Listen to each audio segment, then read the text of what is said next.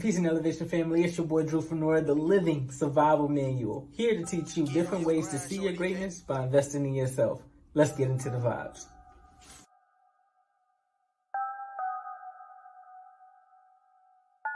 I gave them something to believe in, you know they ain't believe it. Tried to show them the vision, they ain't zoom in to see it. Told them about these heights, they said it's too high to reach it. And that had me feeling like Mike, I told them you gotta beat it. See, it's diamonds in your soul, but you gotta dig a lot deeper. See, all of our minds been exposed, but I've been changing the frequency. Sending my prayers and affirmations, way past where them eagles be. What I learned in my returns is not all things you need to see. You gotta feel it, the negative talk, the negative thoughts, and you gotta kill it. I know that it's hard, and then they leave scars, and then they appealing, but you gotta heal it. There's lessons in every little layer, but you gotta peel it. Cause the best way to get some air is removing your ceiling. Look, trust me, I know cause I did it. Hit rock bottom, looked around like damn, what the fuck I do with it? I remember the levels and picked up my shovel and I started digging and digging and digging until I got dizzy. And trust me, the spirit been busy. I'm back and I'm paid and I'm busy, so feel like I'm acting the way that you get it. This is for back in the day when they just shit it. I gave them something to believe in, you know they ain't believe it. Tried to show them the vision, they ain't zoom in to see it. Told them about these heights, they said it's too high to reach it. And that had me feeling like Mike, I told them you gotta beat it.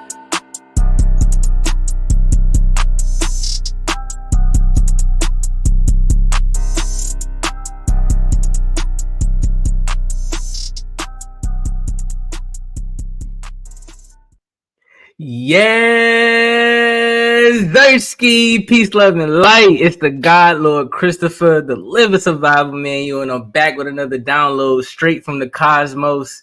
Remember, someone has to see your greatness. Why not start with yourself? Stay blessed. Always finesse. Definitely trust the Most High's process. The truest keys to success. Hey, listen, man, we're back with another episode of the See Your Greatness podcast, episode 57. And we got a special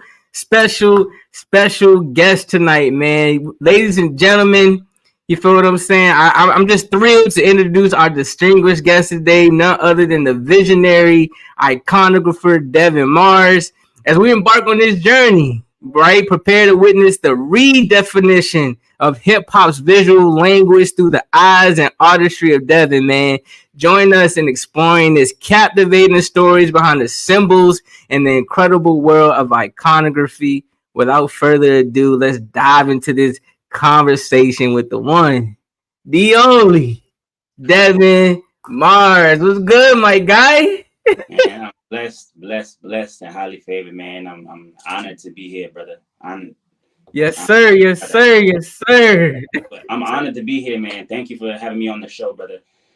First off, I want to give you your flowers, man, because the work that you're doing is integral for the upliftment of our community, the upliftment of our families, our households, like I said, our environment, everything that's around us. We make an impact on that.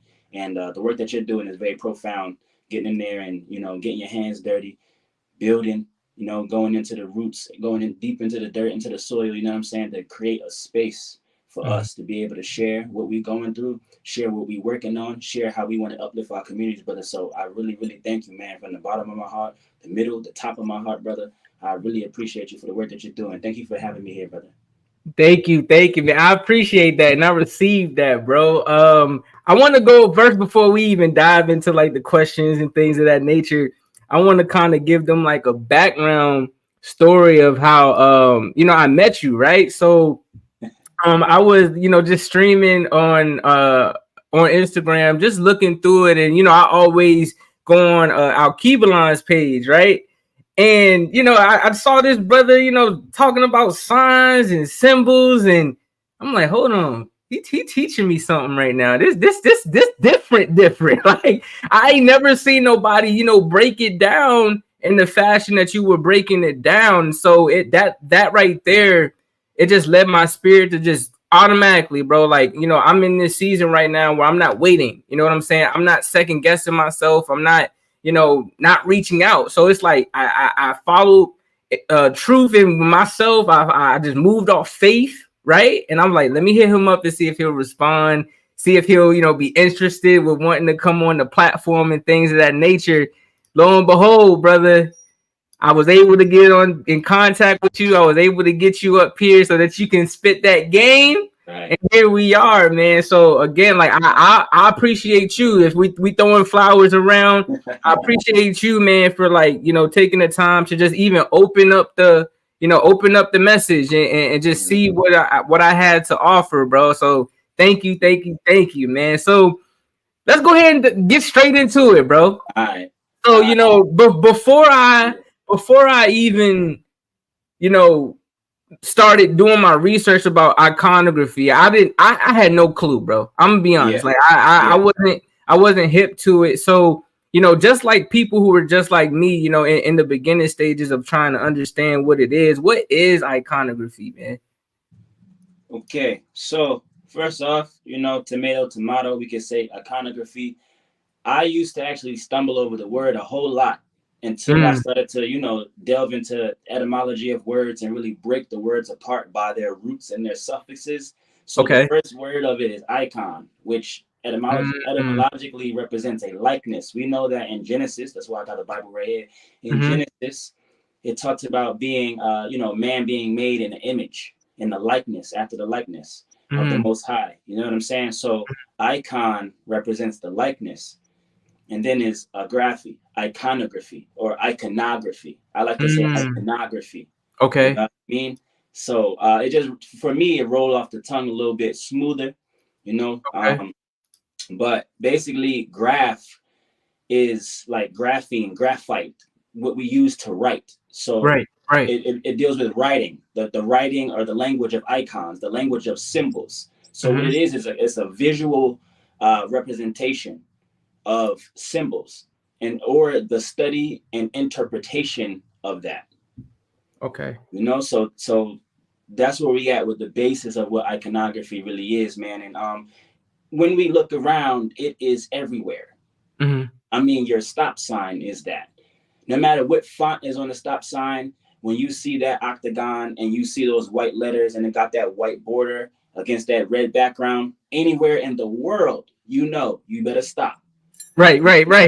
So it's very, very fundamental. These are things that we can teach the children. And in fact, if any of you are fortunate enough to be around children at this time and be around what their school curriculum would be, you would see on the very first levels of like pre-K and like kindergarten that they're teaching them the knowledge of iconography. They're teaching it through songs. You know, they got this song out here in Canada they sing called Aiken Drum. Aiken Drum, his hair is made of spaghetti. He got like I don't know, like pepperoni for a nose or eyeball eyes. You know what I'm saying? Like though they're building iconography to help them be informed about information. So the ancients would have used iconography in order to help us retain a memory or keep knowledge of something. Iconography was used to basically hold records. Right. People like to get into the Akashic records and all different kind of things like that. That's how we did it. It was through iconography. Okay. It's everywhere, man. You go to a job interview right now, and look at your not only your resume, but look at the onboarding paperwork that they might have. They'll have a logo for the company right there. Right. You know, it's on all the clothing. It's on the trucks. It's even engraved in the or embossed in the wheels and tires, like Michelin. You know what I mean? They have all these things. You're seeing it with Nike. You're seeing it with Adidas. You're seeing it everywhere because that is the basis of how we communicate. Even if we all went mute, we could use iconography and we still could have a conversation, which is very, very powerful. And where I would actually like to go with why I'm doing iconography. I have a thesis that I'm going to roll out next month. And over the course of, it's a working thesis. So it's over the course of at least the next 50 years. You know what I mean? God willing, you know what I'm saying? But it's called The Metaphysics of the Hood. Okay. From nigga to naga, how to go from your lower self to your higher divine self with real-time applications, practical applications that you can utilize from moment to moment to help empower yourself. You know what I mean? So iconography plays a huge, huge part in what that is, because like I said, that's how we make our decisions, or that's how we get informed about decisions that we can make. That's what helps us retain knowledge and retain information across time and space. You know, it's very, very powerful. And hip hop has everything to do with iconography. You know what I mean? There's an entire gospel of hip hop, and that's really what I'm getting at here. I would like to present the gospel of hip hop. Hip hop is more than just rap music. You know, rap music is a genre of music that is within the realm of hip hop. But for the real hip hop heads, they know you got 5 pillars. You got also 5 fingers on your hand. Yes, sir. You got 5 senses, and then the culmination of all those 5 senses allows you to tap into the 6th sense. You know what I'm saying? So that's a very powerful thing when you deal with that in the aspects of hip hop, because you got knowledge of self, knowledge of I actually like to say the K for knowledge is like with guys like what's that brother's name? Man, he used to be I think he was maybe a 5%. I forget his name right now, but he taught about the Quran. Okay. Koran, knowledge, order, rhythm, astrology, nature. So within all of that, that is the knowledge aspect and the knowledge pillar of hip hop. Yeah. Right. And from that you get MCing. You know what I'm saying? Which is the word. In the beginning was the word, and the word was with God, and the word was God. With God. Yep. The prophecy with the tongue. You know, every knee shall bow, every tongue shall confess. Confess to what? That this is what we do. This is our truth. Like we here, no matter where you put us on the globe, no matter what condition you put us in, we're gonna rise up, because that's what we do. You plant a seed, the seed shall germinate. It shall go through a period of gestation. You know what I'm saying? This is literally in Genesis chapter 1. Don't matter if you part of the religion or not. It's factual. It's factual. You know what I'm saying? You can sit back and observe nature and see these things, no matter what culture you come from. So I've been able to syncretize a lot of the universal truth that is within all cultures to be able to tie them together, right?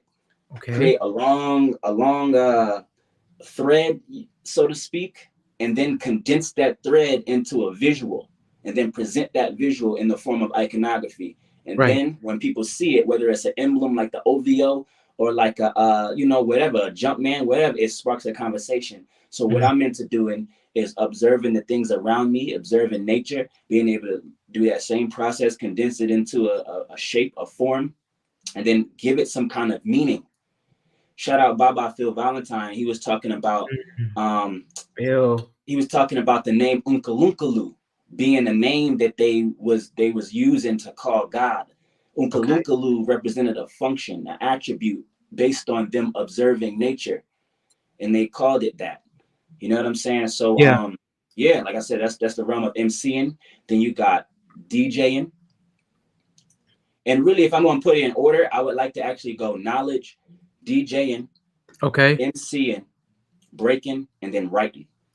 You know what I'm saying? That's how I like to do. And all of it is so divine, man. It's so divine because this is what we do as human beings.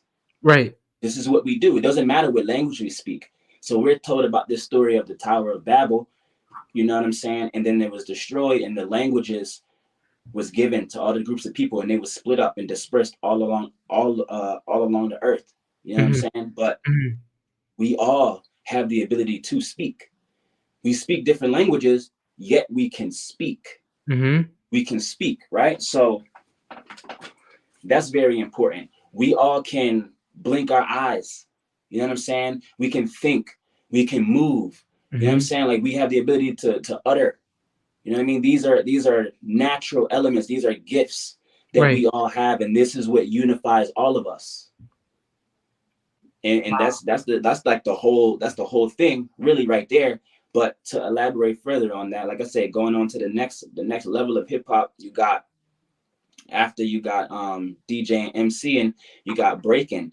Dance is a form of martial arts. It's a form of martial arts, straight up.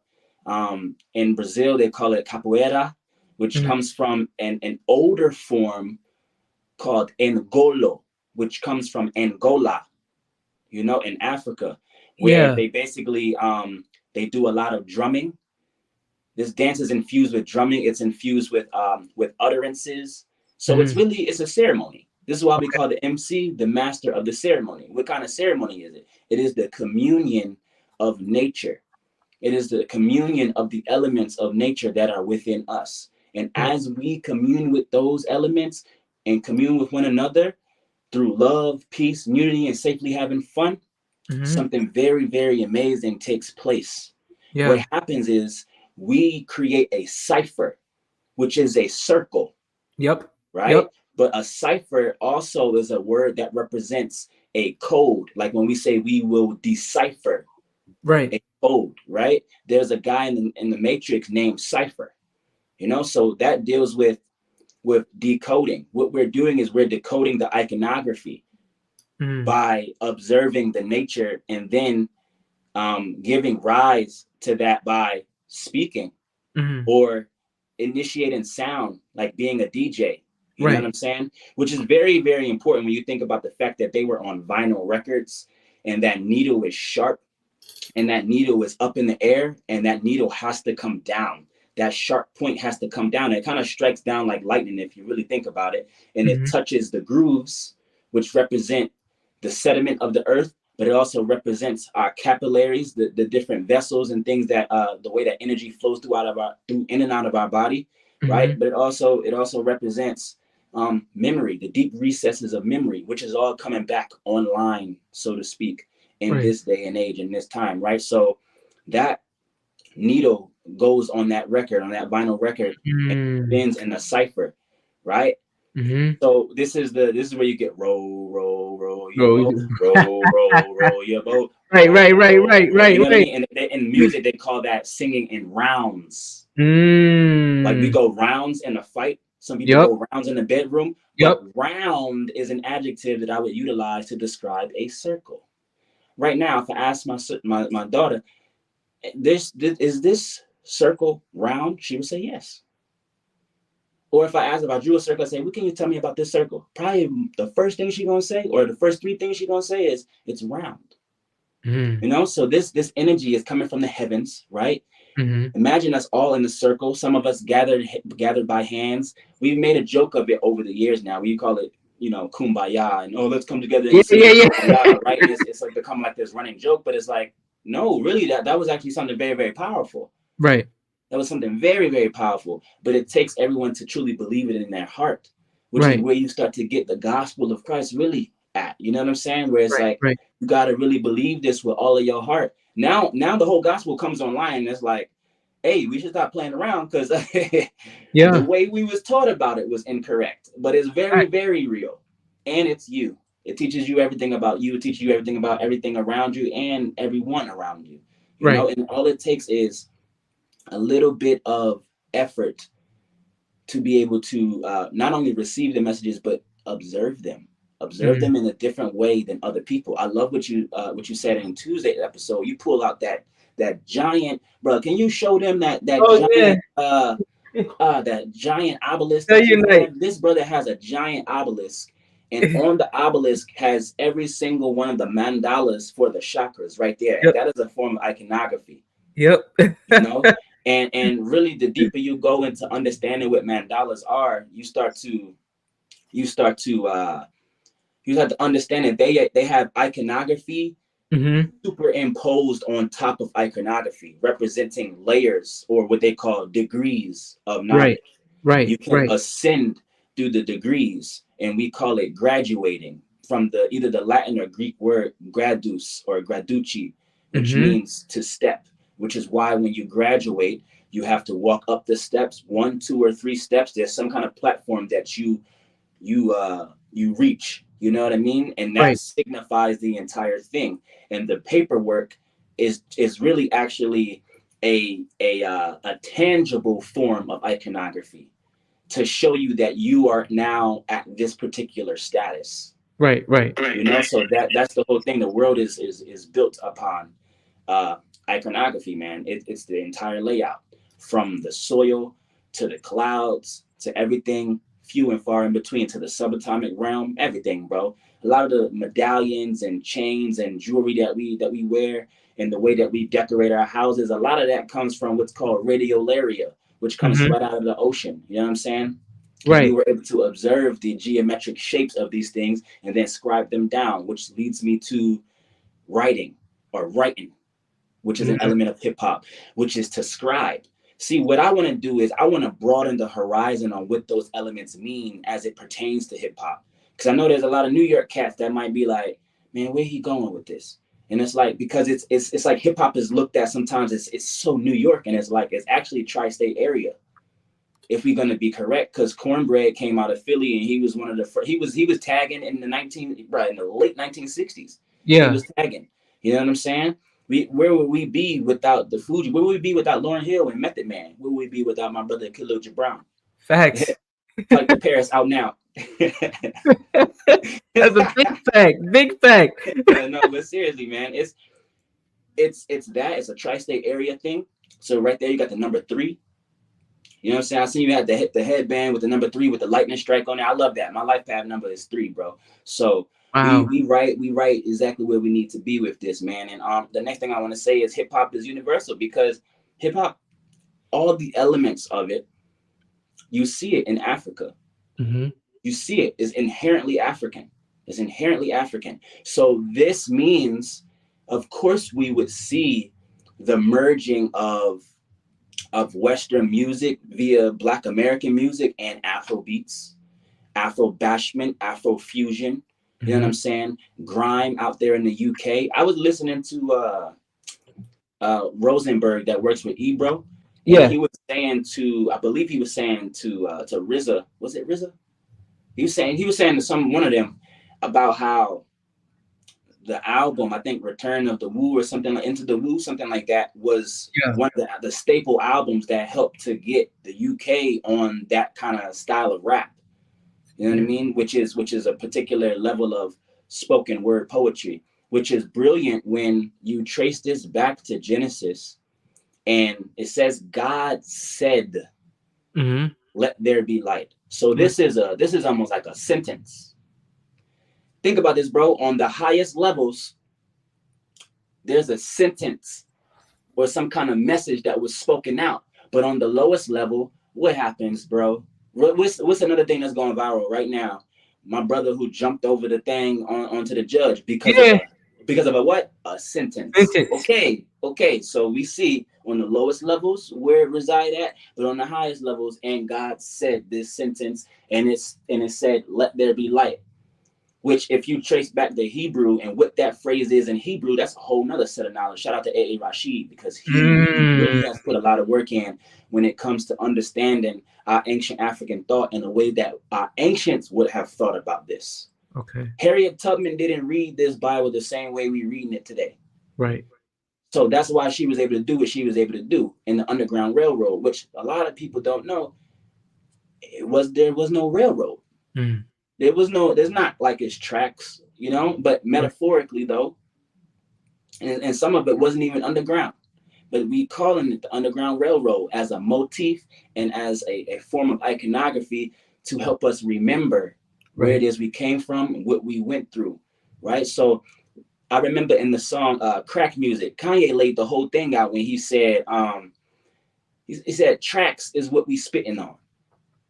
Tracks, that's a direct correlation to the Underground Railroad, literally. And for the people who might not understand that metaphor, tracks are a word that we utilize to call music, like either music records, music songs. You know what I'm saying? Like we call them tracks, track listing, track number 6. Put on track number 3. You know what I mean? So that's what we doing, bro. It literally all is all just an amalgamation, man. And shout out to my brother Chris Moore, who I was talking to last night, man. He was telling me it's all of our stuff. It's all us. You know what I mean? And no matter where we went in life, no matter what we were going through, we was able to retain this on some kind of level, some kind of way, man. When I say I syncretized it, I really, really did syncretize the entire thing, to the point where I'm like, I can see exactly why there would be wars and fighting. But on the other hand, I'm like, I really don't understand why y'all fighting. Right. You know? I was sharing with a brother that when you look at the natives, the Native Americans, and they're doing their dance. I don't know what the name is called, but look at the footwork. Next time you see them dressed in their feathers and everything. Yeah. Next time you see them doing their dance, look at their footwork. And then what I need you to do, keep maybe one tab up, keep the video playing, go and open another tab, maybe create another screen for it so you can play them simultaneously. Look at the footwork when someone is like doing Native American dance, and then look up C walking or B walking, crip walking, blood walking. The footwork is the exact same. It's the exact same. That thing that John Morant be doing, you know what I mean? That's a rain dance, bruh. That's a rain dance. And we've created GIFs now and memes that are now the new iconography. Right. Because those things help us to remember something that happened. If you want to find out what happened in 2012, man, I could give you the meme, Damn Daniel. And then everyone would be like, oh yeah, I remember Damn Daniel. Yeah. Remember Ice JJ Fish when he was, you know what I mean? It's just a GIF and everyone knows. So that we've used that in conversation now to elaborate things that may otherwise be too long to write it down. Right. Maybe we didn't want to write all that. So we give you an image, a symbol. Right. It's the same as what the ancients been doing. And so many teachers from Ashra Kwezi to Sheikh Auntie Diop to man, Bobby Hemmett, Brother Panic, Red Pill, Blue Pillar, Al-Kebilan, so many, man. There's been so many people who have come through. You know what I mean? So many great folks who have come through, man, and many, many more who are on the way up, man. Yeah. As Hollywood continues to burn, there's so many more on the way up right now. Sure. We just got to focus on what it is that we've been called to do. And it ain't ridiculing people. It ain't ridiculing people, man. Anytime you want to laugh at somebody and ridicule somebody, you miss your lesson because you could be just like them. Right. Instead, what we should do is we could look at where their faults and shortcomings are and look at how that's reflected in our life, man. Where are my faults and my shortcomings? I swear 19 Keys, if anyone's in his broadcast channel, he was just talking about that. Looking at your strengths, your weaknesses, areas of greatness, you know what I mean? Areas that you could get better and strengthen, and look at that as a way to go forward in this year, you know what I mean? And he's been getting real jiggy with the visuals lately, man. Yeah. I don't know if you've seen his story like last night. He's the one who honestly got me on this wave, bro. Like him, Billy Carson, Phil Valentine, Badell, a lot of individuals. Like over just 2019 was like my year of just studying. That's when I first came across Bobby Hemmett. You know what I'm saying? And you know, they really helped me in my sense of learning about who I was and things of that nature. So I'm for sure. Yeah, I'm familiar. Sorry to cut your wisdom. Go ahead. No, you good, bro. You good. It all keeps flowing, man. On and on and on and on. The cycle keeps rolling stone. You know what I'm saying? That sentence again is reinforcing iconography. It's just she's like, oh, you might laugh because you did not do your math. So she's breaking down exactly what I'm saying right now, right? Because the cipher keeps rolling. The cipher is a circle. That's the symbol of a wheel. People gonna talk about Cat Williams, but did you peep the pendant he had on? It looks like what you use to steer a ship. Yeah, man. That's the universal symbol of dharma. That's the opposite of karma. Yeah. It's there, bro. It's there. The symbolism is there. Let us not be too distracted in the jokes because none of it is funny. Right. He's telling you in joke form a very, very, very cryptic truth that is hurting and plaguing the planet right now. So yes, him as a whistleblower, whatever you want to call him, listen to what he was saying.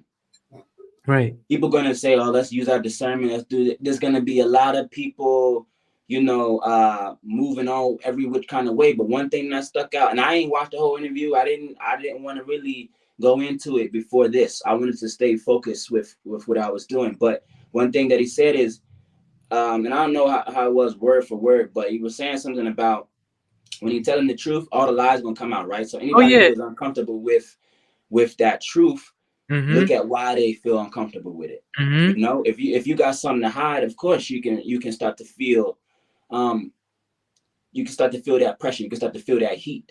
Right. It's like if you have a pig pen and there's pigs in this pig pen, the one that squeals is the one who got hit when you cast the stone inside of it, you know? Right. Right. Yeah, man. Ancient proverbs, bro. Ancient Yeah. proverbs, man. Yeah. Yeah, that's why I got these here. That's why I got these right here, because these are iconography. These represent processes that we go through. If anyone who's looked through my story, I put baby boy. Baby boy is an entire mythology that needs to be spoken about, and I think Yeah. I'm the right person to help break it down. I mean, it starts Yeah. off with him in the womb. I Mhm. always knew that when I was younger, but it wasn't until maybe 2016, 2017, after watching a few, red pillar videos on Sonetta channel, Mhm. where I started thinking, I'm like, wait, hold on. Francis Cress Welsing? Mm. What? He mentioned that in the opening of Baby Boy? He Mhm. sure did. He Mhm. sure did. He mentioned the whole ISIS papers right there, man. Yeah. Talking Yeah. about basically due to the system, the black man has been made to think of himself as a baby. Yeah. And that's why I got to come with this thesis, Metaphysics of the Hood, from nigga to naga. Yes. You Yep. Yep. more Yep. than just a nigga. You more than just a nappy-headed Negro. You more than that. And you always been more than that. Don't get it effed up just because you here in this body experiencing the reality in this way. Mhm. You know? This is why I gotta give the gems I gotta give, because this is my I don't know if the word is antithesis, but this is what I'm presenting in opposition to the young kids I saw D1 share, who was dancing to Sexy Red. Look, I love this sister because she's a black woman. Right. She is a mother. Right. And what I don't appreciate is people talking about her in the way they're talking about, because I'm thinking about it from the perspective of the child who's going to grow up knowing and hearing people speak about his or her mother in that Yeah. way. Yeah. We what did Tupac say? It's time that we heal our women, be real to our women, because if we don't, we will have a race of babies that will hate the ladies and Mhm. make the babies. Mhm. Straight up, straight up. So people can say what they want to say. It's like, hey, the sister need help. Mhm. Have you tried reaching out to Erica Badu? She's a doula. She's a certified doula. There's so many other sisters in the community. Sister, come and get this water birth. Come and get on a diet that can actually really help you. You know what I'm saying? Like, Right. there's some healing that can take place. There's a lot of brothers who spoke up on that. There's a lot of sisters who gonna speak up on that. But like I said, D1 shared a video of some kids, young girls I saw at that, dancing to her music, but they dancing in a way that they should not be dancing. Even my daughter knows already not to be dancing like that. She already Right. knows. She's 4 years old. She'll be 5 next month, Aquarius. But she know already. Nah, my dad told me not to dance like that. I Right. said, exactly. But dance with me. I'm a dancer. I can show you how to dance. I can I Right. can I can show you the wisdom in the bodily expression, in the divine bodily expression. You know what I'm saying? When you dance and when you pop lock, what the ancestors showed me, that Kepara beetle that rolls that dung over that hill to signify the sun in all of its phases, that Mhm. that ball of energy is flowing through you when you pop lock and you pass it to that side, and we pop lock and we pass it to the next person, and then we, you know what I mean? That's when we Mhm. watching the dance, what they call a dance battle. Once again, reinforcing the knowledge and the understanding that this is a form of martial arts. If it wasn't a form of martial arts, they would never call it a dance battle. Dance battle. Right. Right. Right. You know what I'm saying? They call it a rap battle Right. because the words can incite war. And what I would say is great art has always, always, always either started wars or ended them. Mm. Great art has always started wars or ended them. Yes, sir. And typically, the artwork that speaks the truth or shows the truth has been the ones that have started wars within those who were unable or unwilling to accept a particular level of truth. But in the same sense, it has been able to provide catharsis and healing for those who have opened their heart unto that, man. Like, so Mhm. it's honestly, it's holy, it's divine, man. I can say this in any church. I can go to MIT just like Lupe and say the same thing. I can go Right. and do it at Harvard. And it's interesting that D1 had that album From the Hood to Harvard. Anybody who didn't listen to it should listen to it. I didn't listen to it yet, but it's a good opportunity to promote the brother. Uh, Yes, sir. you know what I'm Yes, saying? sir. Like, why not? But it's interesting because it's like he said from the hood to Harvard. So my thesis is literally metaphysics of the hood, from nigga, hood, Right. to Naga, Harvard. Right. Meaning the it's not about Harvard, because people gonna say, oh, well, what about the HBCUs? Look Yeah. at It's look at the metaphorical, motif. man. The motif, Right. meaning it is a visual representation. You can apply your own meaning to it, and that's why I said I'm here to teach y'all how to tap into your own language, Right. bruh.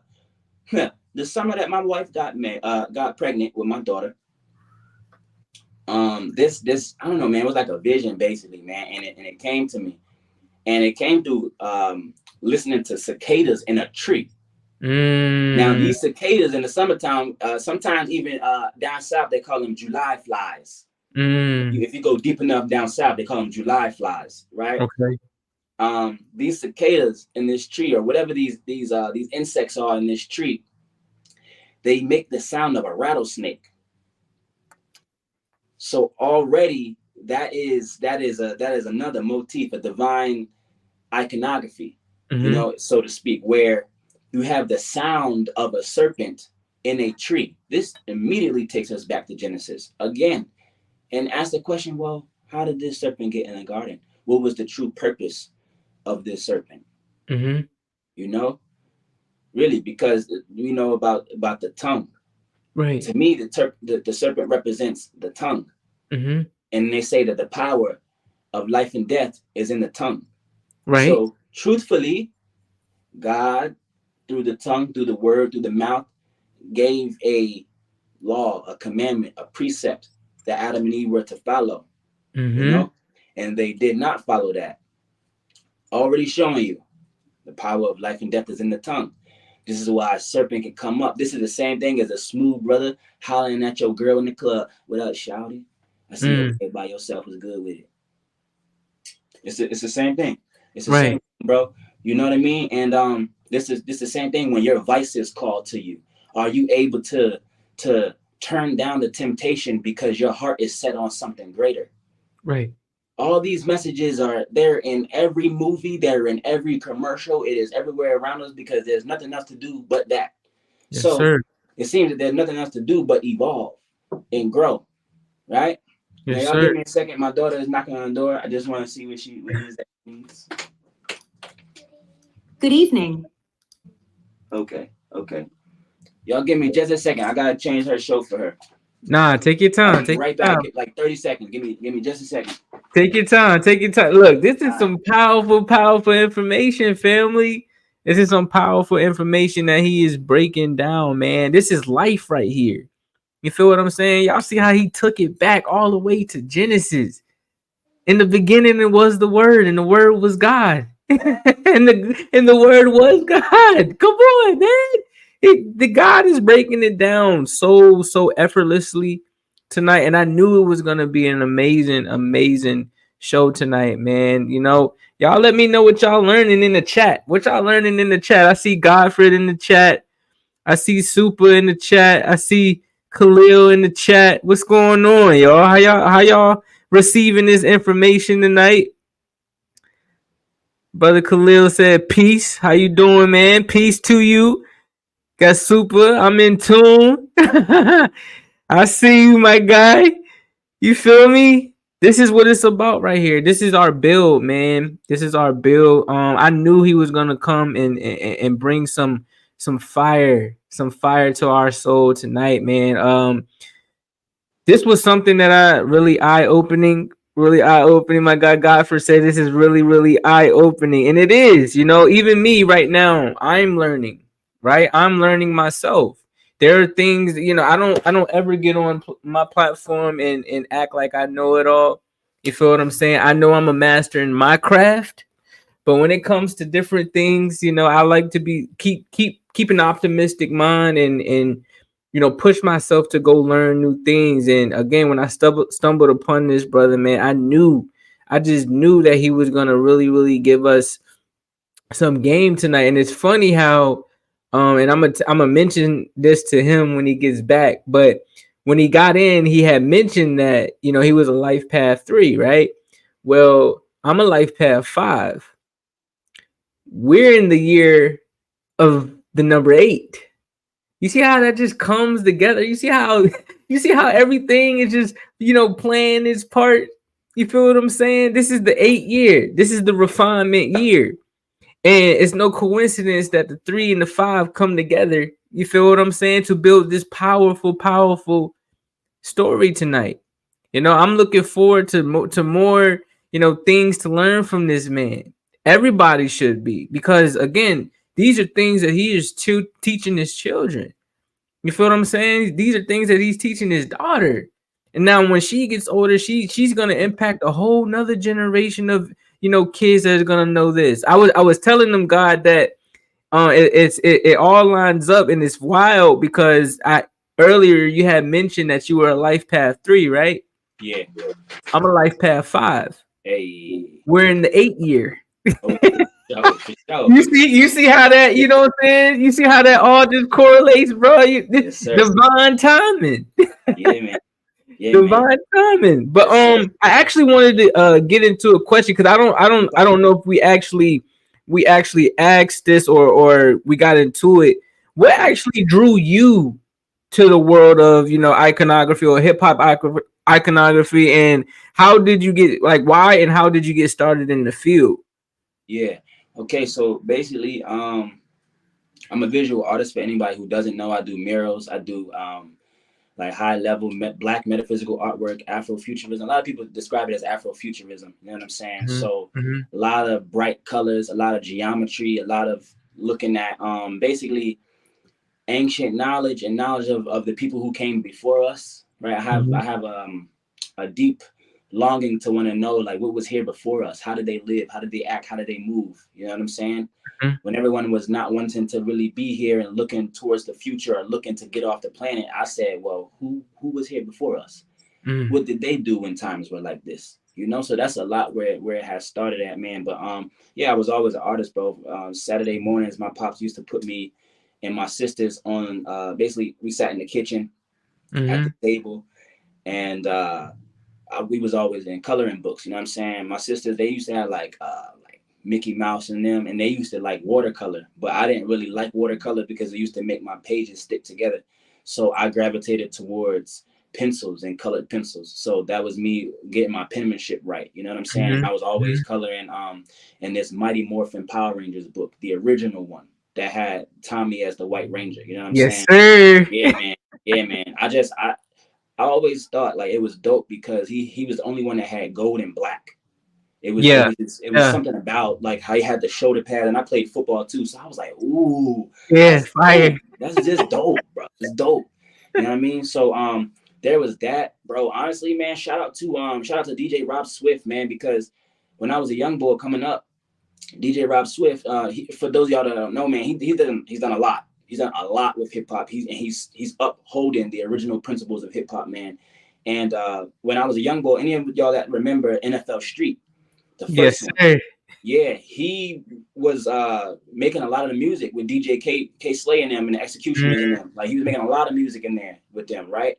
So his music was a soundtrack, unbeknownst to me. His music was a soundtrack to when I would create my own teams, and I would look at the color slider and design their uniforms and get all the way down very meticulously. And like, I want him to have this color mouthpiece, and I want his cleats to be like this, and his socks got to be like this, and I mean his hair got to be like this, and I want him to have this kind of facial hair. When I used to play Fight Night, bro, I used to design my boxers and pick out their what their nickname would be, their exact height and everything. I was very meticulous with that, and it evolved and kept on evolving over time. You know what I'm saying? I'm the son of a math teacher. My father had 2 master's degrees. You know what I mean? So like he really instilled in me a lot of this too, man. Yeah, man, there's a lot that really went into me learning this. But what it is I started to look at what was around me and ask more questions about it. And due to the gift that I have of creating artwork, a lot of the messages came through in the form of visuals. Okay. And I didn't know how to really articulate them. So I spent a lot of time, with the gift of gab, obviously, talking to many different people from all walks of life, man. I've unified white folks. You know what I'm saying? I've unified Indian folks. I've unified the Latino. You know what I'm saying? I've unified everybody that I've been able to meet. I've unified them. You know what I'm saying? Under these same principles. Even when I didn't really know that that's what I was doing, it was still there. You know what I'm saying? I'm talking about like I was still on this when I seen homies when we was just 2 years out of high school who started to deal heroin. I never had to touch it. I never did it. I was around in passing though. You know what I'm saying? In passing. And still gave them this, whether they wanted to take it or not, still gave it to them. You know what I mean? Because that was where I was going. I seen what my trajectory was going to be. You know what I'm saying? Right. Like I said, there's a lot that really went into it, bro. A lot that went into it, man. And really, it's just me being able to look back at all the experiences over my life, looking at very profound dates that really stick out. You know what I mean? Looking at watching movies and like decoding movies. Shout out to KT the Arts Degree. You know what I'm saying? Yeah. But the decoding the movies and stuff, bro. Yeah, man. Yeah, man. Like people don't know, but when you watch Baby Boy, like I was saying earlier, you got him in the womb, and basically it's like he calls his lady mama. You know what I'm saying? Well, you're supposed to call your mom mama. Right. You know what I'm saying? He calls his homies his boys, even his homeboys, meaning that he don't call them men. He not like, let's go men. He's like, let's go boys. Not even fellas. It's just boys. You know what I'm saying? We got a group out of Philly called Boys to Men because they evolved from boys to men. Right. So it's showing the dynamic of like we calling our ladies mama, and a lot of the ladies right now saying, I don't want to be his mom. I don't want to pick up after him and clean up after him, whether it's spiritually, psychologically, emotionally. They don't want to be our mama. You know what I'm saying? So we need to evolve and look at them in a different way and treat them a different way. You know what I'm saying? So there's that. Then he said, what does a black man call his place of residence? He calls it the crib. But I'm pretty sure, like my kid was definitely in the crib when, you know what I mean, when she was born. She was in the crib. Right. You know what I mean? So it's like all these things that we say, and they are words that have images that accompany them, and they reinforce our understanding and our perception of our reality based on our environment, our education, and our experience. And I got that from a brother who wrote the book We Ain't No Niggas. I read it a long time ago. My pops had a real extensive library, so I was definitely skimming through a lot of those books, man, too. Like a lot, bro. Yes, sir.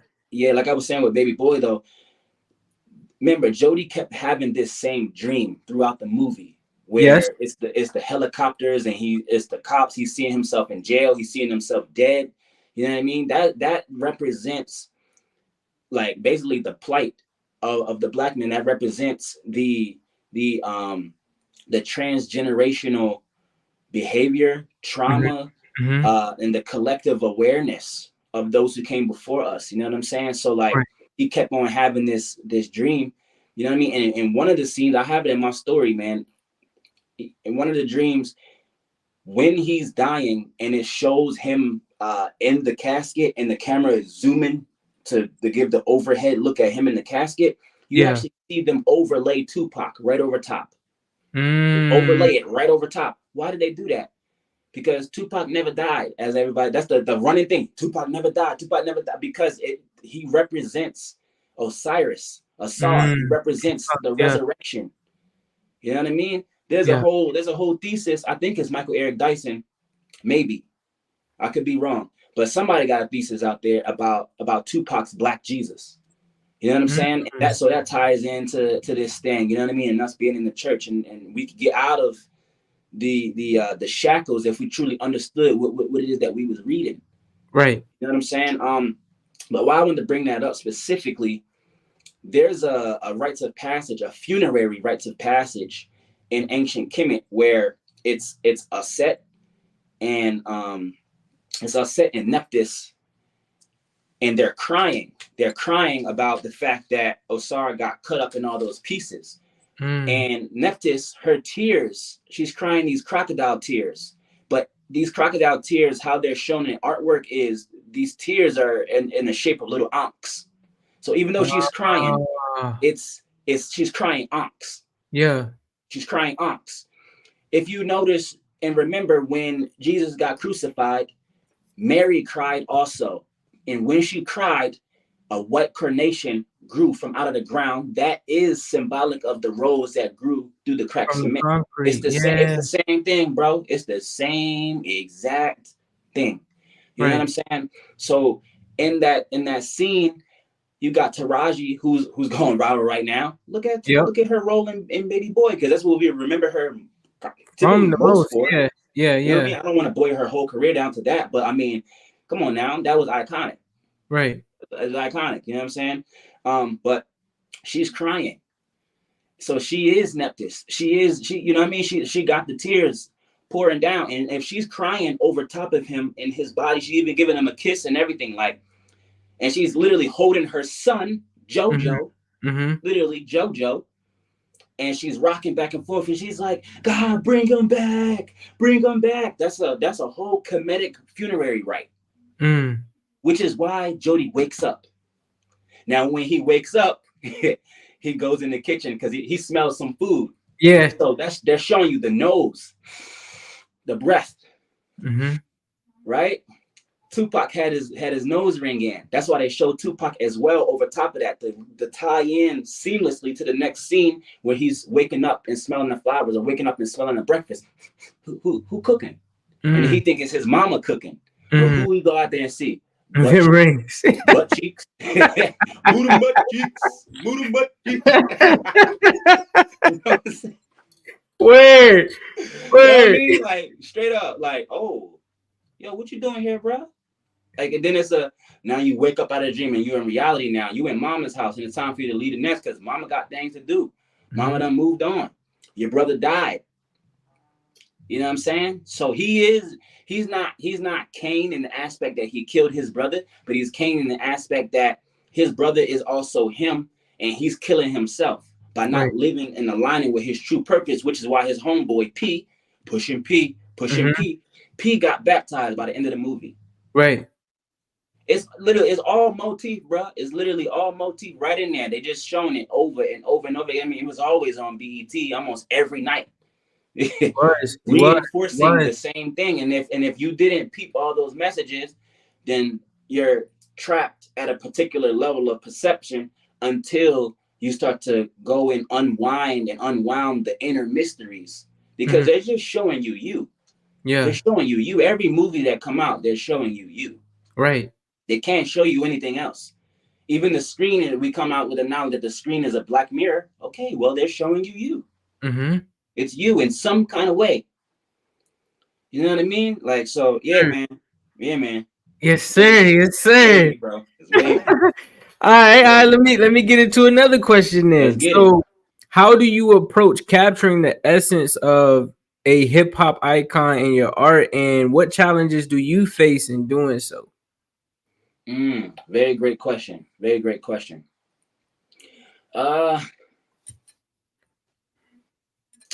Well, the thing I would say is that the most of the challenge that I would face with that is looking at, okay, if I was, let's say, for instance, I used to say, like a couple years ago, I used to go on the same tangent Kanye would when he was on Ellen and be like I am like, name somebody who's living in the same breath as Walt Disney and Steve Jobs. And he's like, I am Steve Jobs. I am Walt Disney. Right. You know what I mean? Like, I used to be like, yo, I'm that. Like, I'm Yeezy. I'm Diddy. I used to say, I'm Diddy. I'm Diddy. But now it's like, wait, hold on. You don't want to be that. Unfortunately, I can't say I'm Diddy.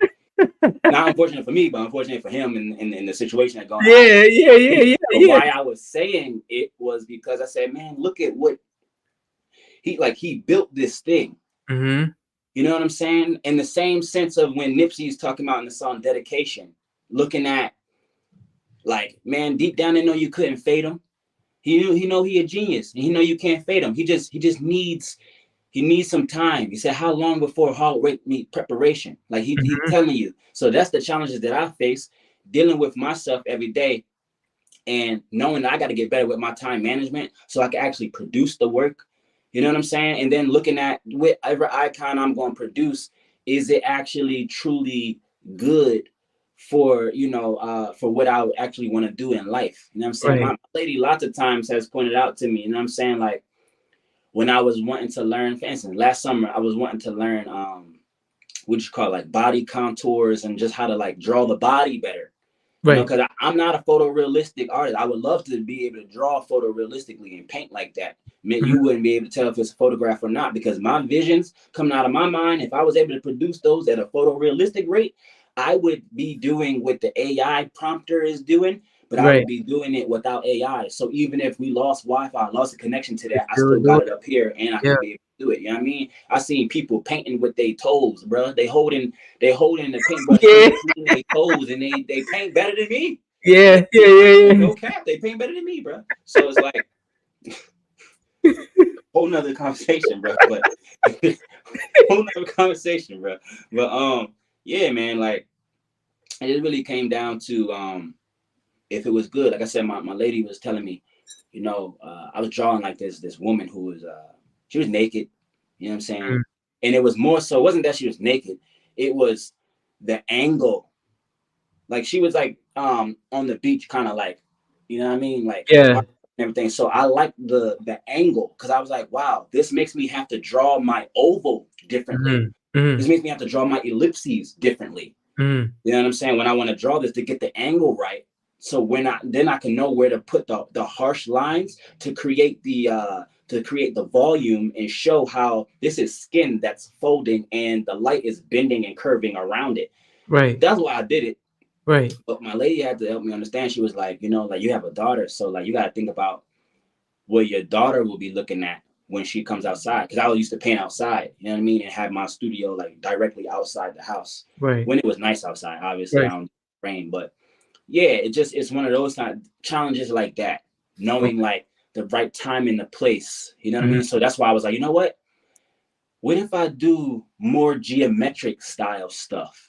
Right. What if I start studying all different kind of like with the ancient cultures, or just cultures that came before us did, like learning about adinkras. Right. I got pants that I painted on. I would love to like mass produce them and sell them for like Valentine's Day or something like that, because I know they got the chrome hearts and all these other kind of brands Yeah. that's out there and stuff. But I'm like, I got this adinkra that looks like a heart. I'm gonna draw it for y'all real quick. Yeah, you know I was gonna get you to get it to me right quick. Yeah, bro. Nah, this is powerful. This is powerful, man. I hope y'all taking notes. Basically, this adinkra look like this. Off the top of my head, I don't remember what it exactly represents, but obviously it looked like a heart. Yeah. You know what I mean? And I got these thinkers that are all over my pants that I did. And I was like, man, like I could get jiggy with like the textile patterns. And there's a map that they have on Google that is a map, and instead of the countries, it shows the fabric that comes from which country. Okay. So whether it's kente, it's all different kind of fabrics that come from out of Africa. So I was like, dang, I could actually put some of these fabrics down and then paint the adinkra over top of the fabric. Because if you started to understand what the fabric represents, these fabrics have knowledge within them. There's a reason why they call them jeans. Right. Like literally, they call them jeans, yo. Let me show. I don't know let me know if this is backwards when I write this. Okay. So then I know to write it backwards the other way. So then when I show it in the screen, it will look proper. Facts. Is that backwards? No. It's not? All right, good. So this is jeans. That's what we wear on our pants. Right. I mean? And I think a lot of people know where I'm about to go with this. Jeans. Yep. Right? Now,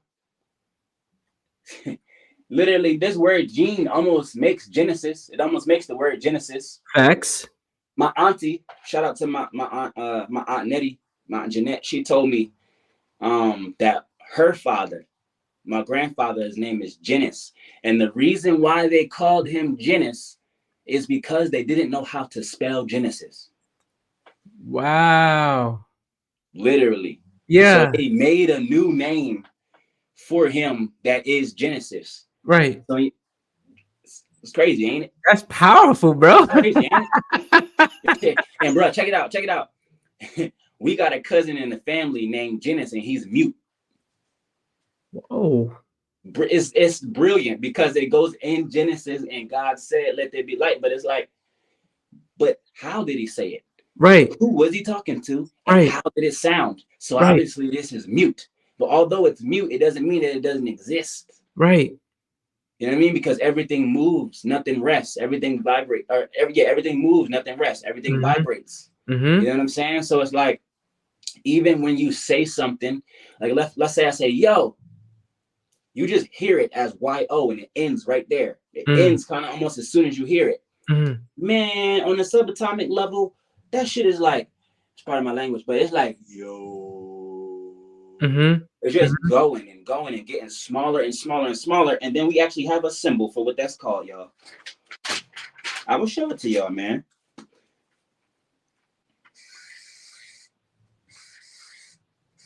It's about to be interesting. And this is all going to lead into the language that I created.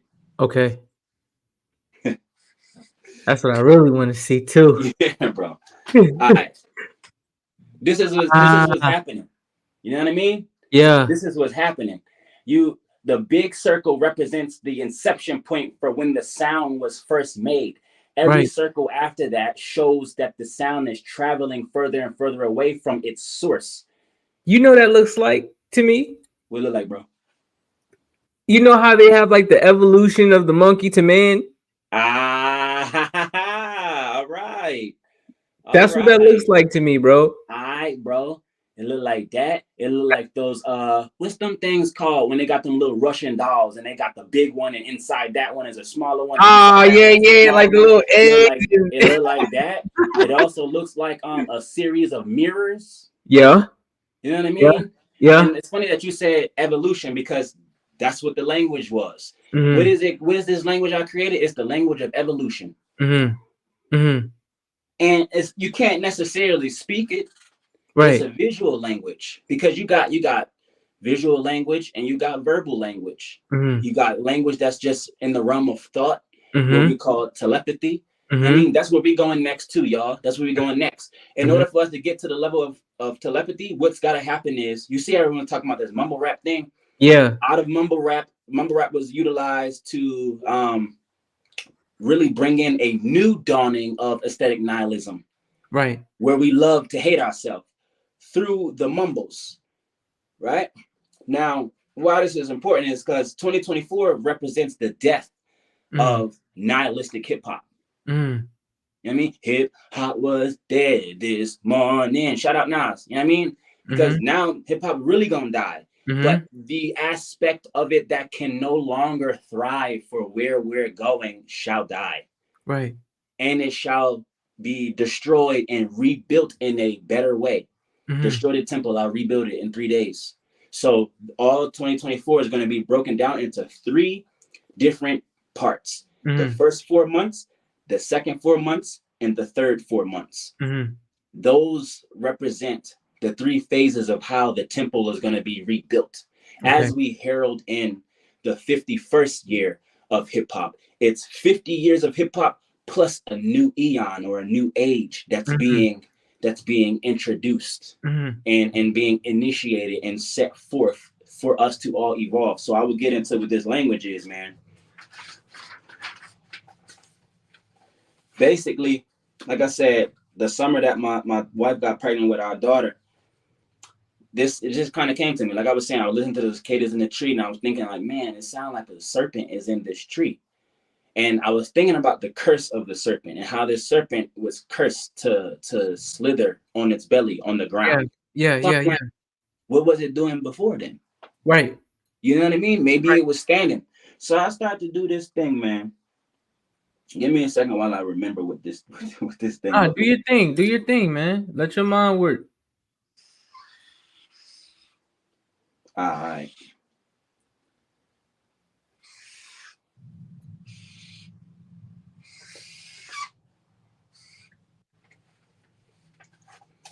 So that's what it looked like, y'all. Yeah. So we're gonna start from here. Okay. This is when you're an infant. You know what I mean? Yeah. And the way that I drew these, this is actually 2 of this. It's 1 here and it's 1 here. So it's actually mathematics encoded right in there, teaches you how to count. You know what I mean? So you go from infantry to maybe a toddler stage. You know what I mean?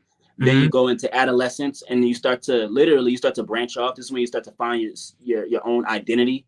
Yeah. You know what I mean? And start to go through maybe some hardships over here. You know what I mean? But still, the path is this way. It's up.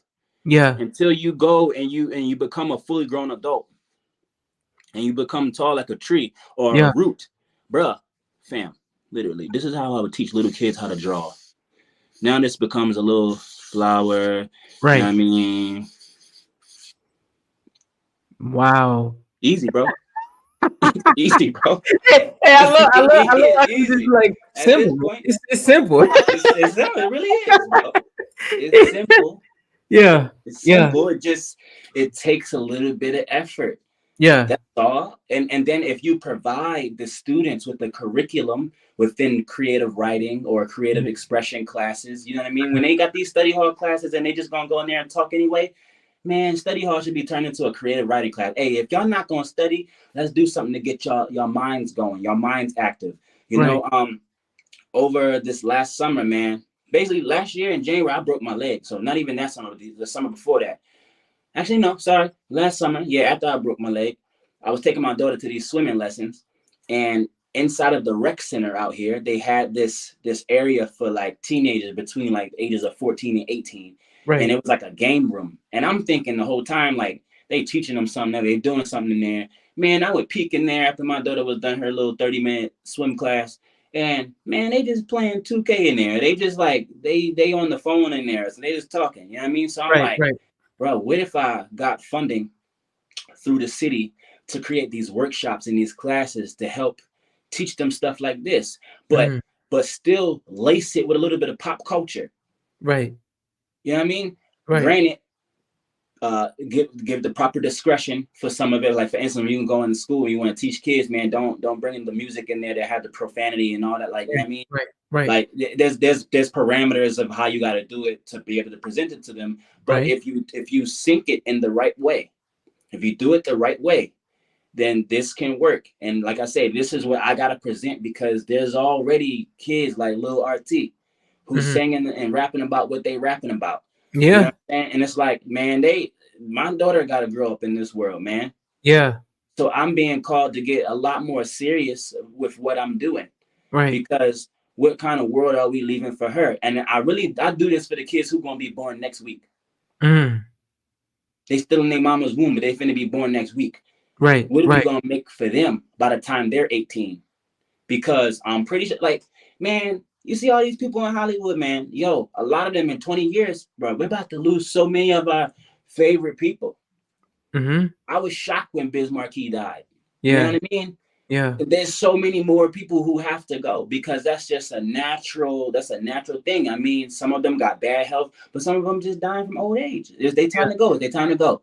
So that means that our generation, and we kind of in a sweet spot too, bro, because this thing, when they say we millennials, bro, I'm 29, and it's like, I'm kind of actually directly in between millennials and Gen Z. Like, I'm kind of like actually the mortar. Bridging gap. That you know what I mean, that brings both of them together. Like, I'll be speaking about the knowledge of like how hip-hop has these samples and stuff in it, and how the samples help to connect the generations of the past to the future generations. How many people know that song by Doja Cat, Paint the City Red, or Paint the Town Red, whatever it's called, how many of y'all know that is a sample from a Diane Warwick song? I didn't know that. Gone by, you know? Right. You know what I mean? That's literally a Diane Warwick song. I didn't know that. I only know that because Chloe Bailey, who is Little Mermaid's sister, was doing a tribute to her. Yeah. And when she was singing the song and they played the boom, boom, boom, boom, boom, boom with the horns, I was like, wait, hold on, time out. That's Doja Cat, ain't it? That's what the kids was saying. Everybody who, when they was growing up, they say, hey, that's man, look. You got this moment where you listening to the new song, or like the old song will come on, because the granny and then will put the old song on, and then you start rapping the new song, and they like, boy, what y'all singing? And like, oh, this that such and such, right? And they're like, nah, this ain't it. This is Otis. Right. This is Sam Cooke. Right. This is whoever, you know what I mean? And so it's beautiful, bro. It's real, real beautiful. Because also, I got some homework for y'all, and we can answer another question after this, bro. You know Okay. that song that Ed Sheeran got, "Take Me Into Your Loving Arms," right? Yeah. Listen to the chord progression. Fam, I lied to you not. Next time that song comes on, sing that song. We're all sensitive people. You know what I mean? That Marvin Gaye. I said, he Yeah. ain't slick. That's Marvin Gaye he's singing. No wonder y'all like it. It's Marvin Gaye. He's Marvin Gaye.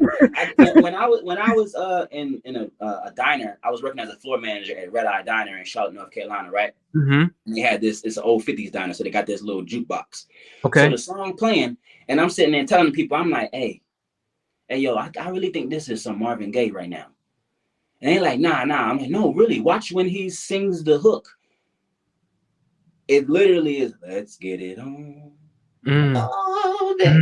You know what I mean? It's the same chords, bro. It's the same thing. But the youth is at this point with all the drill music and everything, they so far away from what I'm talking about right now. You know what I mean? But when you go to the family cookout this summer and the family reunion, throw on some of that Jerome, throw on Bobby Womack, throw it way back there, and then bring the gems from the past into the present, dance to it, man. Grab your granny, grab your auntie, dance with her. You know what I'm saying? Make her feel the love that y'all share as a family. You can ignite your whole family again and unite everybody, bro. One love, man. What's the next question, bro? So we have, how do you stay connected with the evolving trends and development in both hip hop and the art world? Another great question. Yo, y'all got some dope questions. Also, before I answer that question, anybody who doesn't get a chance to have their question answered, copy and paste your question. Find me on IG. DM me. I'll answer your question. I'm open. I literally send voice chats all day long to people. I woke up to Christopher's message, bro. I woke up. I made a story. I woke up the next day and saw that he liked it, and that's how I'm here right now. So definitely hit me up if I don't get a chance to answer your question. But how do I stay connected with the ever evolving trends in both hip hop and the art world? It's through doing what I'm doing, man. I actually exist right outside the realm of that, right? And so they say the past and history will repeat itself. Okay. So I look at it in that kind of way. I'm like, man, if I just stay committed to what I'm doing, it'll come back around. So like right now, a lot of people, they having fun with the AI art. They having fun with it. It's amazing. Eventually, you're gonna want some artwork that's done by a person who's doing it by hand again, because it's gonna become rare. So now you become this rare gem where everyone's like, damn, everybody got this AI art, but now I got something that was done by an actual person again. And now it just come back, it just literally cycles back around. And it's like, I have a strong faith in that. You know what I mean? I have a very strong faith in that. You know what I'm saying? And also, how I really stay connected is because I do this from the heart, bro. Like, I don't care about fame. I don't care about clout. I am clout. I create clout for other people. That's just what it is, because I know what I'm tapped into and I know my trajectory, so I don't have no problem. Basically, it's like, for instance, I'll name drop a lot. Kaluj Brown, Free Soul, Chovolo, you know what I mean? Like, I'll name a few people, you know what I'm saying? I'll name drop. And I'll push that because them and their trajectory don't really have anything to do with me and my trajectory. We have a proverb for this. We have some wisdom for this. It's called, whatever you eat, it don't make me crap. Right. You know what I mean? When you drink, it don't make me take a leak.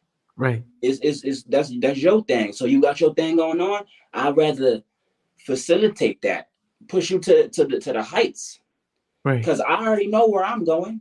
A lot of people, they have trouble with that when it comes to the trends, and they're trying to keep up. All the trends in social media is, if you ask me, it's a form of keeping up with the Joneses. Yeah. You know what I'm saying? And so that's why I say I like to exist directly right outside of that. And right outside of that, by not feeling the pressure of having to commit to the trend, I'm able to look back at the human behavior. I sit back and I analyze all these transactions between people, whether it's reels, stories, whatever. I listen to little sound bites. I have an extensive list of bookmarks they call it saved posts on Instagram. I put it in categories. I got stuff for face art. I got stuff for fashion. I got stuff for content creating. I got a category called bites that just consists of sound bites and real dope inspirational and motivational things. So like I'm building all that. And I'm looking at what they doing. I'm like, all right, I like this little piece over here. I like this little piece over here. I like this little tiny piece right here. I like this. I like that. Basically, if I was to make it descriptive, I would say, I like this red hat he got. But dang, I like how he got them J's right there. But I like the socks old boy got. So I'm gonna put all of them together, and now I'm gonna walk outside, and it's like I look different. And I'm not trying to be different. It's just I like what I like. Right, facts. I ain't like no type. I just like what I like, man. And, man, y'all can find somebody who's wavy like that to be able to in real time give y'all. I'm like giving y'all songs that have the metaphor in it. I don't know what that's called. We gonna find a name for it though. Yeah, you gonna create your own language, remember? It's just good. You just keep going and keep going and keep going. The crazy thing is, the way I'm speaking with y'all, me at night, it's 3, 4 o'clock, 5 o'clock in the morning, and I'm walking outside talking just like this. Just like this. It's like I'm always talking like I'm addressing a room full of 10,000 people. Right. You know what I mean? Because I really believe in myself. You know what I mean? Even from when I was young, I believed in myself. I'm a lot more confident than I was like back then. Back then, I would play small and play like I was dumb, like I didn't know the answer. Because man, like Meek Mill said it, in Philly growing up, you could be looked at as a clown. You know what I'm saying? Like, oh, he got this camera. Like, man, get out of here. Like, but really, he's about to be Scorsese. He's about to be. You know what I mean, he's about to be a young John Singleton. You don't know. Not for their personal life, but for the endeavors and the contribution that they made. You could be dealing with a Spike Lee right in front of your face and you wouldn't even know. Right. You know what I'm saying? So it's like I've always just had that. Even my brother, when I brought my wife home to meet my family when we first was getting married, my older brother, who's a Libra, he told me, he said, bro, like you always been different, bro.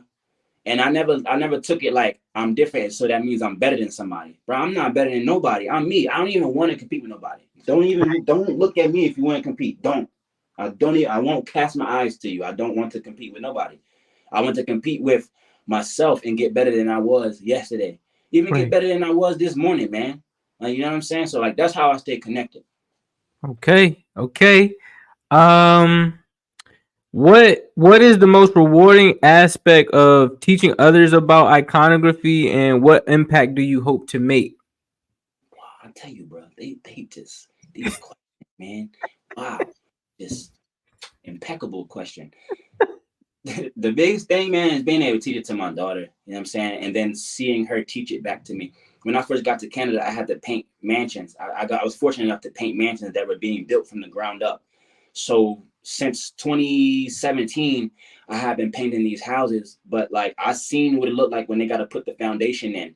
I seen what the house looked like when there's no carpet and it's nails in the floor everywhere. I seen the ugly phase of all these houses and cars and stuff that people are chasing after. You know what I'm saying? So it's like the guy who taught me how to paint, he said, I don't teach you so you can mess up. I teach you so you can, he's like, I'm paying you to teach it back to me. Right. And your level of pay is dependent upon the level at which you can teach me back my lesson to you. So I say the same thing with my daughter. It's like being able to teach things like that with her. I mean, people saw it on my story. If y'all was fortunate enough to see it, man, I was showing how I was teaching my daughter like just something so simple, man. I definitely seen it. Are you talking about the one when she was like drawing out like acronyms and then the symbols? Yeah. So, like I'm an Aries, right? I was born on March 22nd. Oh, my wife is an Aries. She's an April Aries. You said April? Yeah. Word. That's what's up, bro. Yes, sir. Yeah, so I'm a Ram, Aries. Ram. What I did was I just made it and reversed it backwards. So I always read words forward and backwards. Whenever I'm reading anything, I always read it forward, and then I always want to know, man, how do you say this word backwards? Gotcha. I remember one time T.O., when he had the T.O. show, there was an episode, if people remember, bro, he said something about a egro synep. And they were like, Terrell, like, what's the egro synep? And he said, well, write it down and then read it on the paper. Bruh, the word egrosynep backwards is large penis.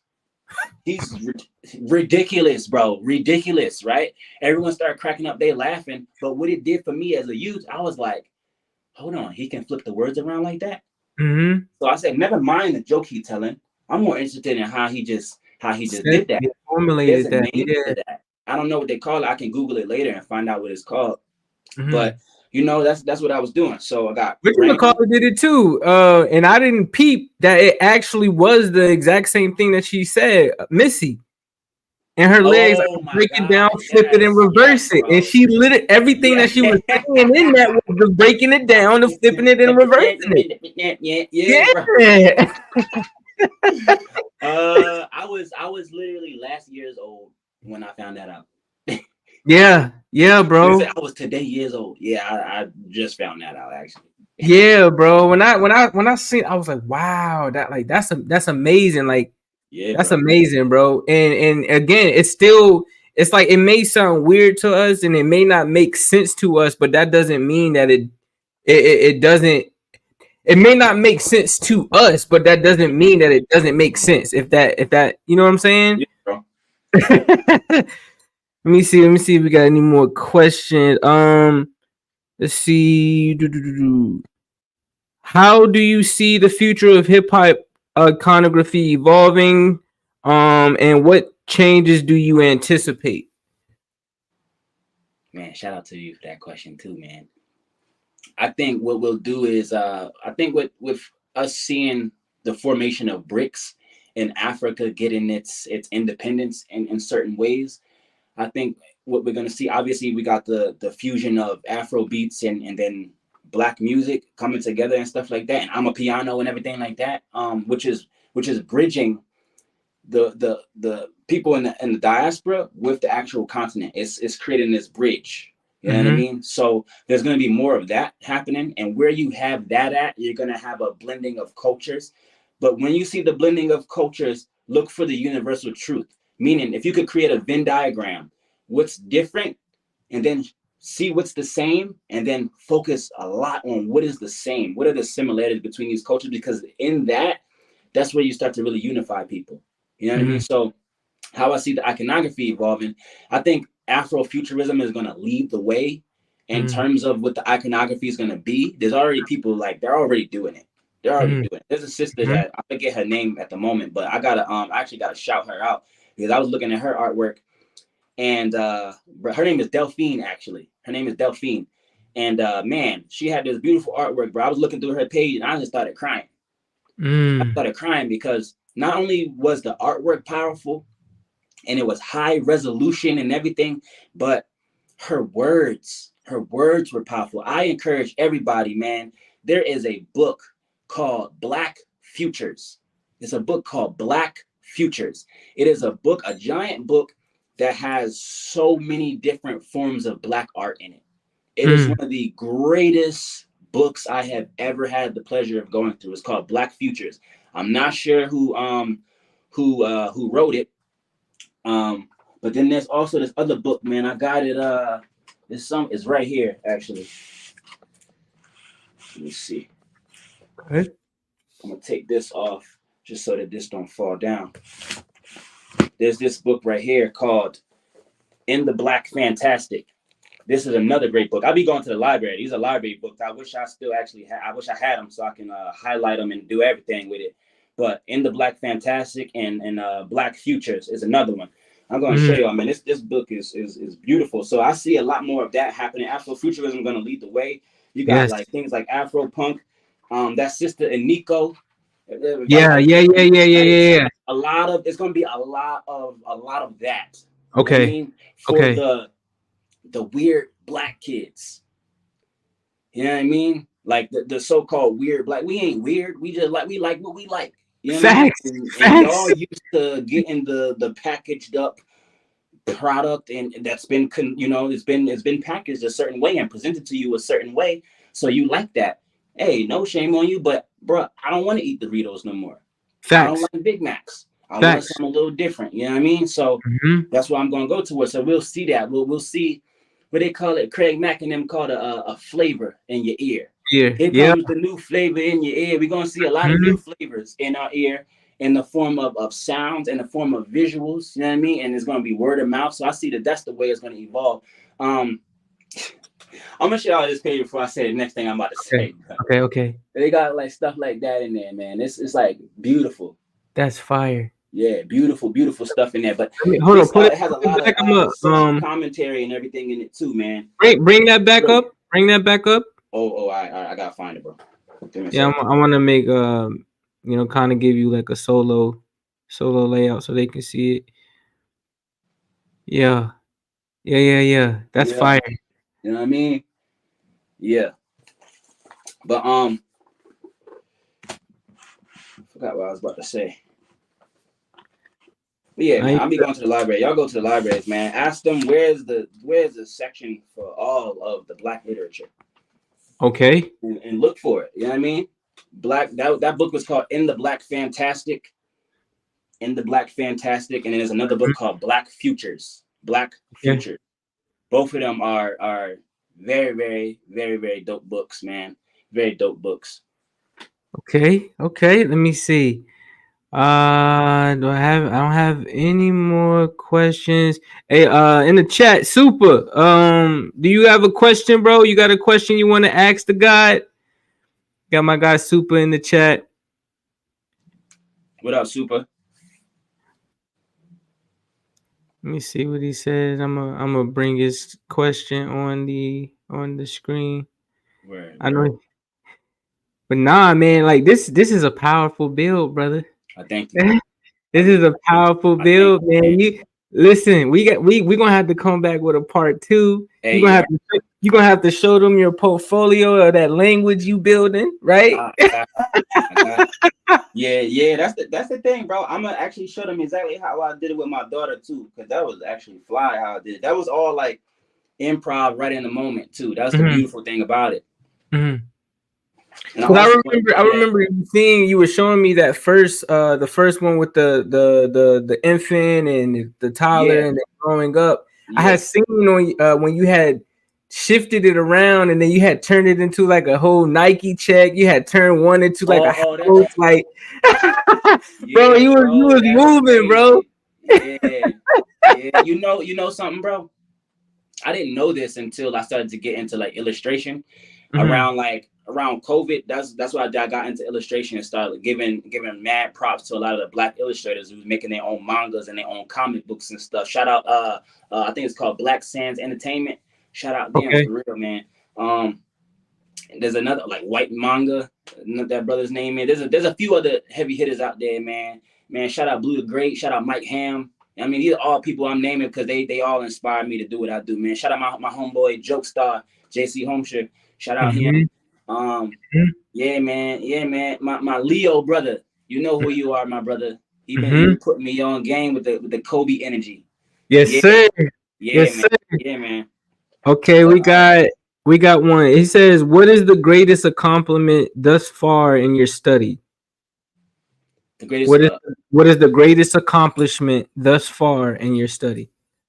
I would say just when I share it with people, there's been so many people that answer back, man. Like when Chris, for instance, when Chris hit me up, man, it was all love. It was love. I woke up and went to my phone to see what the interactions is looking like and stuff like that.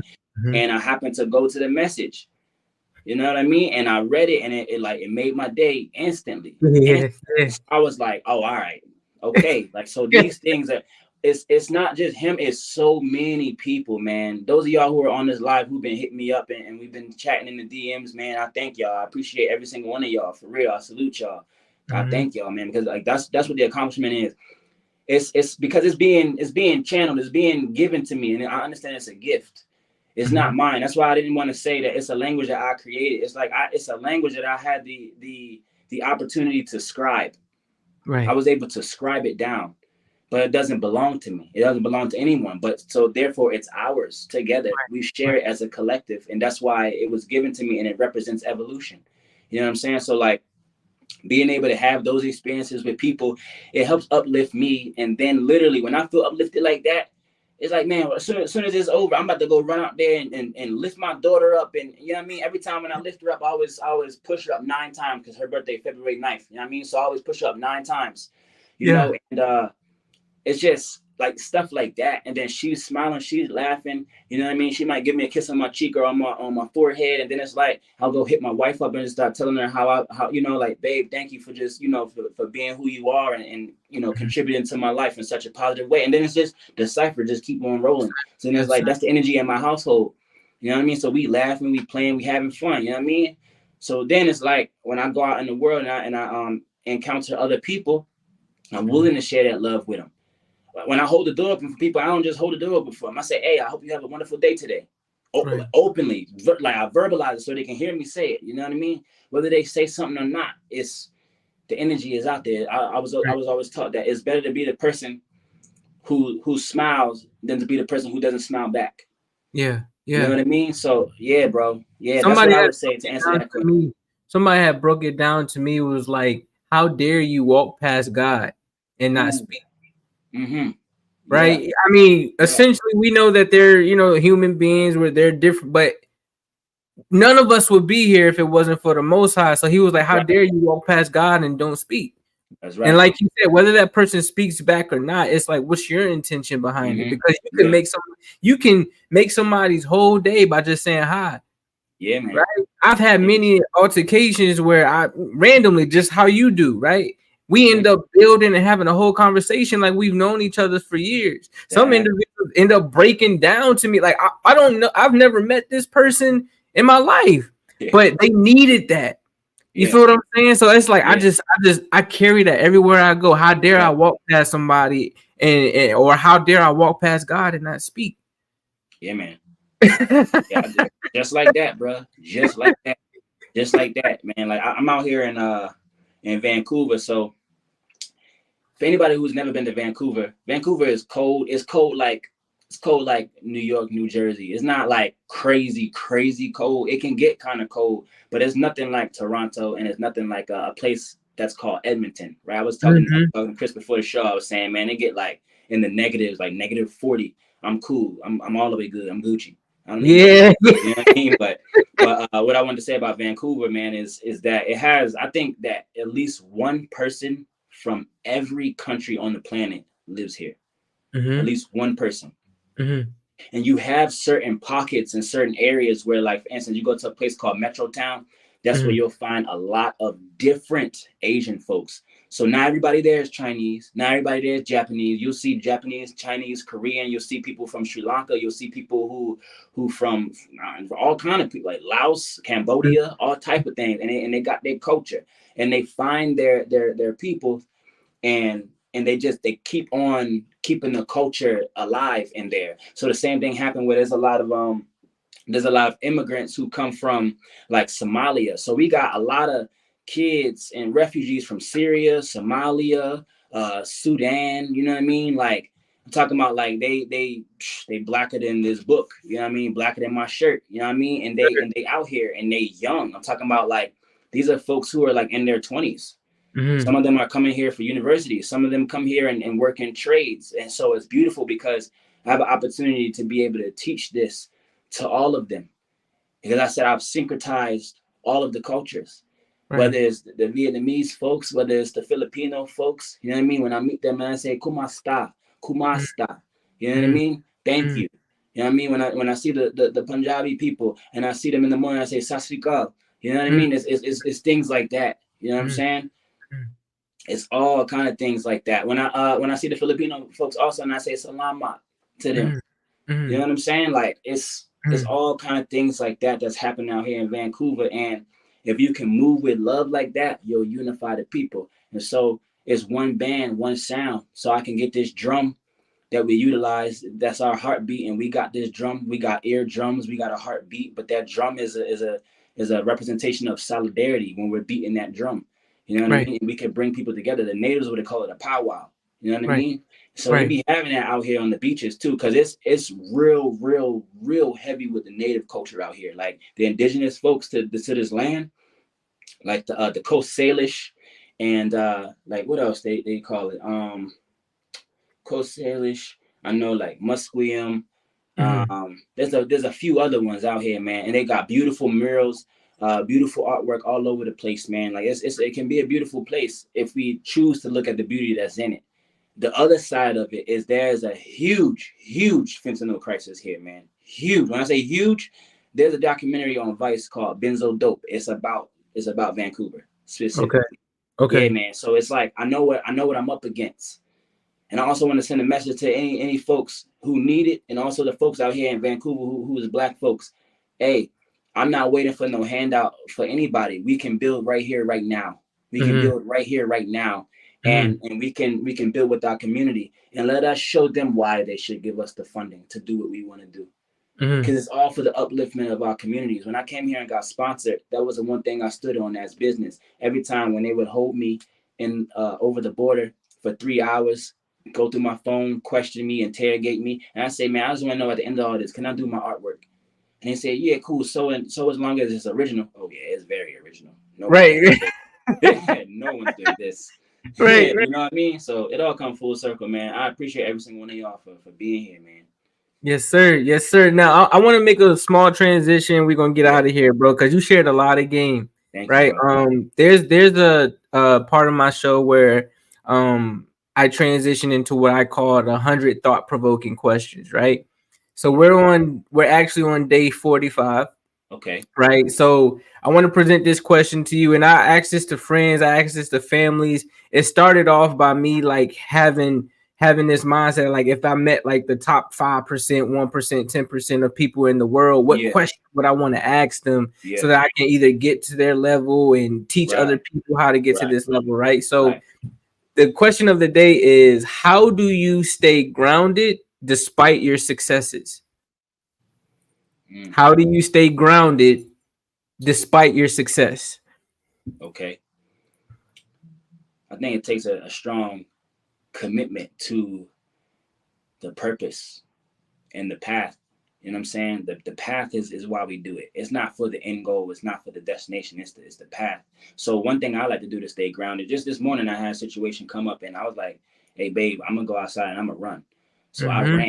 I ran, and then I would run, and then I would hit the deck, and I started doing these push-ups. But every time I would go down and up, I say, "Can't stop, won't stop, can't stop, won't stop, can't stop, won't stop." You know what I mean? And it's like I get up again. I say, "I ain't no drug dealer. I ain't no felon. I ain't selling no drugs, but I love to uplift my people though." And I'm saying this out loud, like literally, like it would look like how Wallow used to do it. Yeah, yeah, You know what I yeah, mean? yeah, Like yeah. literally, like that's what kept me grounded. And when I came back in, I was able to make some of the videos to finish my stories on IG. I sat on a Mhm, couch with my lady, my daughter. We all was cuddled up next to each other. It was a beautiful moment, man. A beautiful mhm, moment.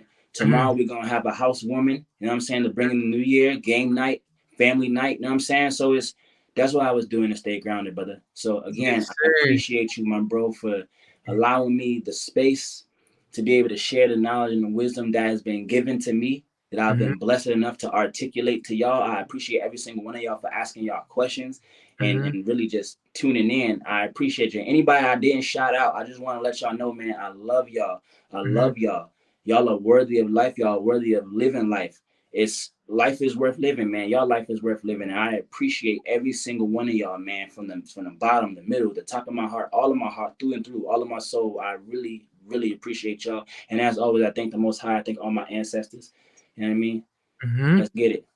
All right, all right. Now we gonna get out of here, man. Some words of wisdom. I always leave it out with words of wisdom, right? No. The word of the day is get serious, get smart, get going, get better, because learning is the beginning of wealth and life change. All right. So Yeah. you got anything you want to say before we get out of here, my guy? Man, hey, it's a new year, new beginnings. Whatever you set your mind and your heart on and stay committed to working towards, it Mhm. will happen for you. It Right, will happen for you. Even when you get discouraged, stay committed to why you started. What's right. the reason why you started? And that might change over the course of your life, but stay committed to the path. Right. Never forget where you came from, really, truthfully, because all of it will start to make sense in due time. And I pray that all of y'all have, prosperity, good health, wholeness, Mhm, clarity in each and mhm. every step that y'all take, each and every way that y'all go. Yeah. One Sir, love. And this Appreciate is your Instagram, you know, Real Devon Mars. Y'all make you. sure y'all go follow him, man. Shout him out. Do all of that. He came up here and really spit some gems, man. Thank you, bro. He's Thank you. going to change lives. He's going to impact. Like I have this saying, like I want to impact 5 million people, right? I feel like, man, with what you got, we gonna impact way more than 5 million. You feel me? 500 million. 5 billion. 100 million, right? And this is the link, man. This is the link to continue to tap in with the SYG Studio community. You feel me? So with that being said, again, Dev, my guy, I appreciate you, bro. Love you, man. Remember, someone has to see y'all greatness. Why not start with yourself? Stay blessed, always finesse. Definitely trust the Most High's process. The truest keys to success. We still building. We all even. Love y'all. We out. Yeah, one love.